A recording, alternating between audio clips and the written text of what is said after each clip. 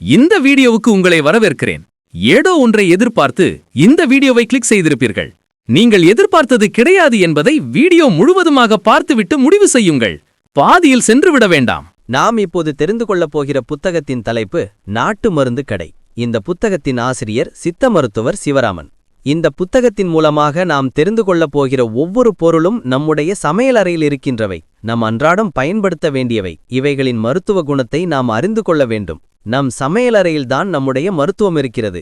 நம்முடைய ஆரோக்கியம் நமக்காக உணவு சமைப்பவர்களின் கைகளில் இருக்கிறது.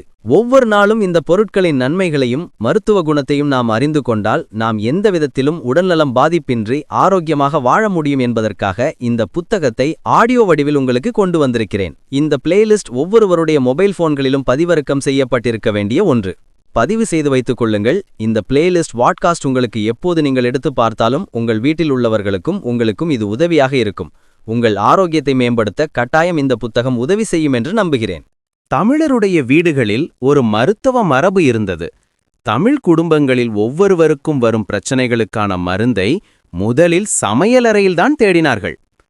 அஞ்சரை பெட்டியில் இருக்கும் சமையல் பொருட்கள், நறுமணப் பொருட்கள், தோட்டத்து கீரைகள், தொட்டியில் வளரும் சிறு மூலிகைச் செடிகள் ஆகியவே முதல் உதவியாகவும் தடுப்பு மருந்தாகவும் நலம் பேணும் பழக்கம் நம்மிடையே இருந்தது. மூலிகைகள் என்றதுமே 7 கடல் தாண்டி 7 மலை தாண்டி கிடைக்கிற ஏதோ ஒரு அதிசய பொருள் என்று எண்ண வேண்டாம். வயல்வெளிகளில் முளைக்கும் சாதாரண களைச்செடிகள் பெருநோய்களை தீர்த்துவிடும். வீட்டுத் தொட்டியில் வளர்கிற சிறு சிறு தாவரங்கள் நோய் தடுப்பு மருந்துகளாக செயல்பட்டு பல நோய்களுக்கு முற்றுப்புள்ளி வைத்துவிடும். உணவில் காட்டும் சிறு பக்குவங்கள் பெரும் பிரச்சனைகளிலிருந்து நம்மை காப்பாற்றிவிடும். நம்முடைய இந்த இயற்கை சார்ந்த வாழ்வினை மேற்கத்திய கலாச்சார ஈர்ப்பால் தொலைத்து கொண்டிருக்கிறோம். காய்ச்சல் போக்கும் சுக்கு. லேசான காய்ச்சல் தலைவலிக்கு சுக்குத்தூளை வெறும் தண்ணீரோடு கலந்து நெற்றியில் பற்று போடலாம். சில சமயங்களில் சுக்கு குழந்தைகளின் தோலை புண்ணாக்கிவிடும். 8 வயதிற்கு கீழ் உள்ள குழந்தைகளுக்கு இதை பயன்படுத்த வேண்டாம். சாதாரணமாய் அஞ்சரை பெட்டியில் அடுப்பங்கரையில் குடுவைக்குள் வைத்திருக்கும் சுண்டைக்காய் வற்றல், மணத்தக்காளி வற்றல், பனங்கருப்பட்டி, சுக்கு, மிளகு, திப்பிலி, வெளுஞ்சீரகம் போன்றவையும், நாட்டு மருந்து கடைகளில் கிடைக்கும் சித்திரத்தை தூள், அதிமதுரத்துண்டு போன்ற நாட்டு மருந்து சாமான்களும் பல நேரங்களில் ஒரு முதன்மை மருந்தாக நமக்கு பயன்படும். இந்த அத்தியாயத்தில் நாம் பார்க்கப் போவது சுக்கின் பெருமையை. சுக்குக்கு மிஞ்சிய மருந்து இல்லை, சுப்பிரமணியனை மிஞ்சிய சாமி இல்லை என தென் தமிழகத்தில் ஒரு சொலவடை உண்டு. சித்தா ஆயுர்வேதம் மட்டுமல்லாது சீன மருத்துவத்திலும், ஜப்பானின் கம்போ மருத்துவத்திலும், கொரியனின் சுஜோக் மருத்துவத்திலும் தலையாய இடம் சுக்குக்கு உண்டு.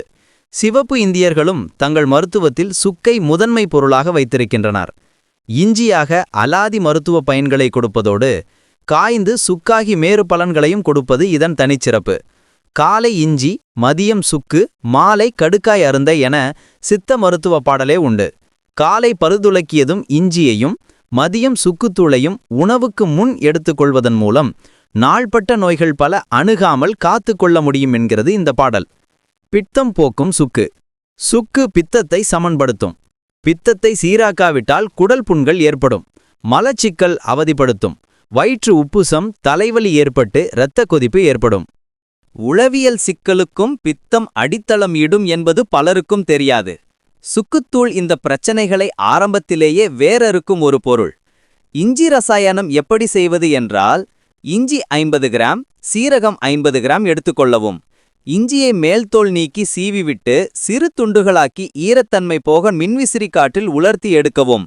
ஒரு பாத்திரத்தில் சிறு துளி நெய் விட்டு இஞ்சியை வறுத்து எடுத்துக்கொள்ளவும். இதேபோல் சீரகத்தையும் துளி நெய்யில் வறுக்கவும். வறுத்த இஞ்சி சீரகம் இரண்டையும் பொடித்து கொள்ளவும். 100 கிராம் பனை வெல்லம் அல்லது நாட்டு வெல்லத்தில் இந்த பொடியை கிளறி ஒரு பாட்டிலில் அடைத்து வைத்துக் கொண்டால் இதுதான் இஞ்சி ரசாயனம். சுக்கு கொத்தமல்லி விதை சம அளவு எடுத்து காப்பித்தூள் போல பயன்படுத்தி கஷாயம் செய்து அதனுடன் பனை வெல்லம் சேர்த்து வாரம் 2 முறை மாலை வேளைகளில் சாப்பிட அஜீரணம் வந்தவர்கள், வர இருப்பவர்கள் இதை சாப்பிட்டால் பிரச்சனை ஓடிப்போகும். தலைவலிக்கு நிவாரணியாகும் சுக்கு. பித்தத்தால் வரும் மைக்ரேன் தலைவலியால் அவதிப்படுபவர்கள் அதிகம் பேர். அத்தோடு தலைவலி மாத்திரைகள் இலவச இணைப்பாக வயிற்று வலியையும் தந்துவிடுகின்றன. சுக்குத்தூள் மைக்ரேன் தலைவலிக்கான மிகச்சிறந்த மருந்து.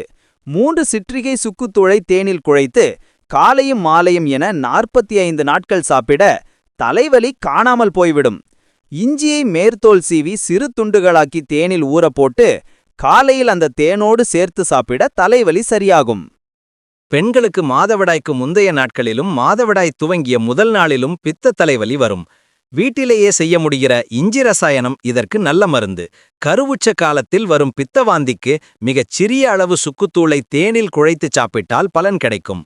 பயணத்தின் போது, குறிப்பாக மலைப்பயணங்களின் போது ஏற்படக்கூடிய குமட்டலுக்கு சுக்குத்தூள் சிறந்த மருந்து. சுக்கு கஷாயத்தை நல்லெண்ணெயில் காய்ச்சி சுக்குத் தைலம் தயாரிக்கப்படுகிறது. நாட்டு மருந்து கடைகளில் வேறு சில மூலிகைகளோடு கலந்தும் சுக்குத் தைலம் கிடைக்கும். இதை தலையில் தேய்த்தால் சைனஸால் வரும் தலைவலி சரியாகிவிடும். காதுக்குள் இரைச்சல் கேட்கும் பிரச்சனை, காதில் சீல் கோர்க்கும் நோய் சியசோயம், காது இரைச்சலால் தடுமாற்றம் வெர்டிகோ பிரச்சனைகளுக்கு சுக்குத் தைலம் தேய்த்து குளிப்பது நல்ல பலனை தரும். நியூயார்க் அகாடமி ஆஃப் சயின்சஸ் 25 வருடங்களுக்கு முன்பே சுக்கு எப்போதும் பக்கவிளைவு இல்லாத தலைவலி மருந்து என உறுதி செய்துள்ளது. உங்க நேரத்தை எங்களோட ஷேர் பண்ணினதுக்கு மிக்க நன்றி. இப்போ நான் உங்ககிட்ட ஒரு முக்கியமான கேள்வி கேட்கணும். யூனிக் சொல்யூஷன் சேனல்ல நீங்க என்ன மாதிரியான வீடியோக்கள் பார்க்க விரும்புறீங்க?